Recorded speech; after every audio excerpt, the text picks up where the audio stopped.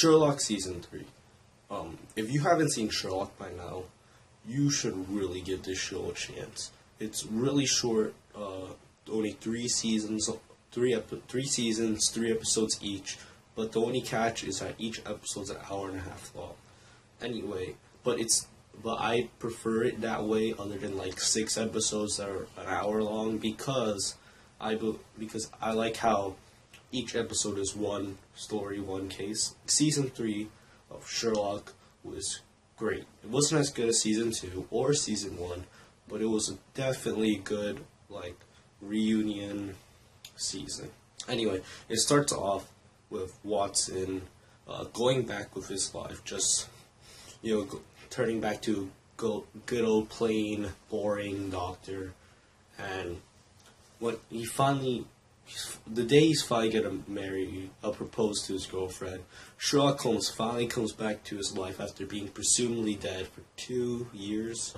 Let's just say Watson didn't really take that lightly, as he pummeled him in the restaurant in which he was going to marry his girlfriend in. And let's just say hilarity ensues. Episode 1 was a great reunion episode. It touched how, like, possibilities of how he died, and they really never fully explained it. There's one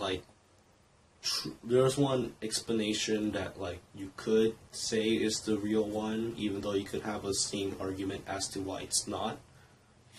But still, this episode had great character development as Watson is trying to deal with Sherlock's reappearance, but the only problem I had with this episode was the mystery.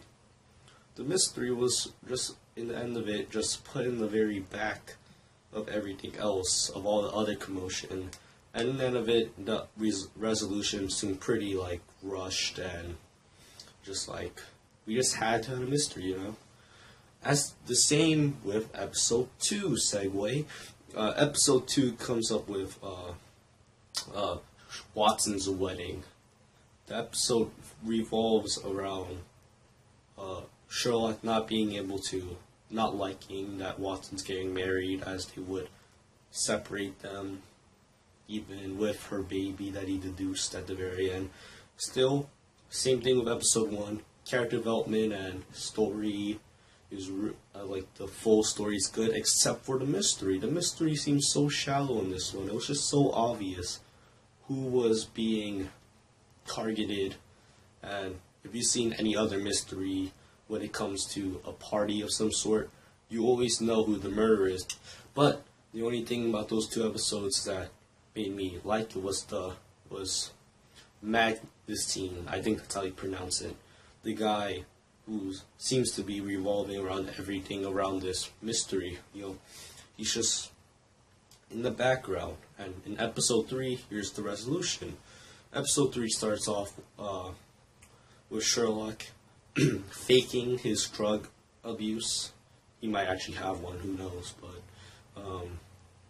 and that, proves Magnuson with tells him, he has some sort of weakness. And, Magnuson is really creepy. He knows how to portray, intimidation. He is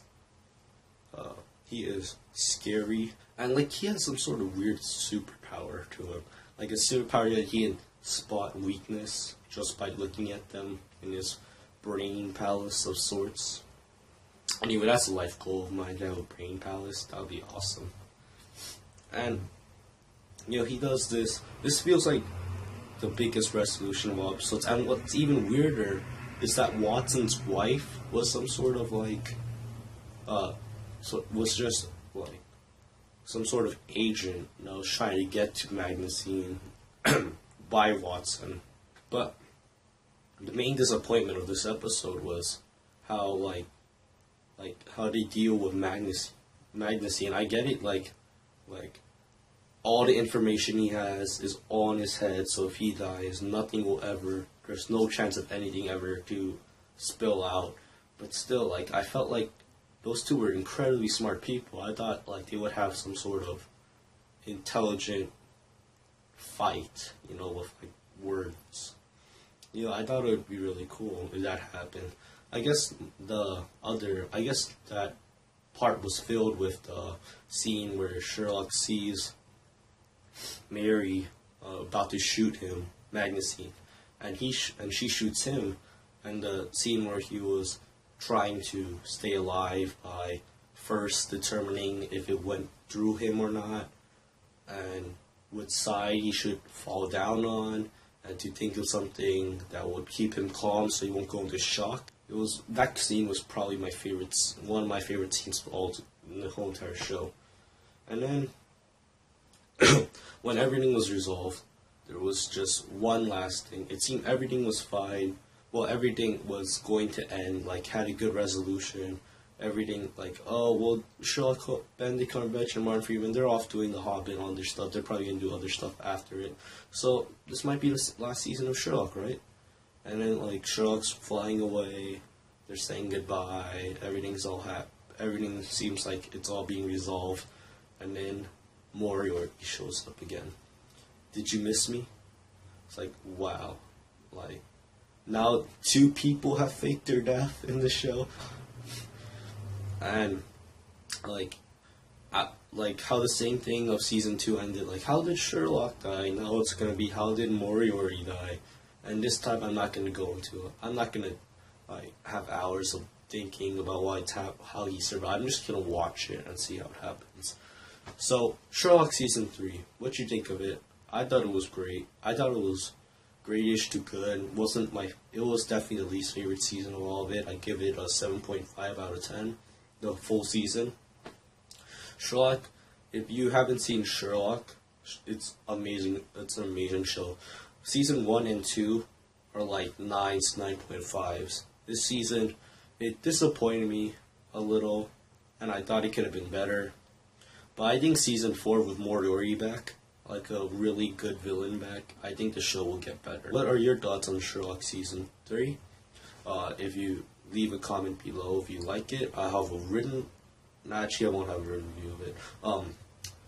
Follow me on my Twitter. Read my reviews on the IMDb page. And I'll see you later.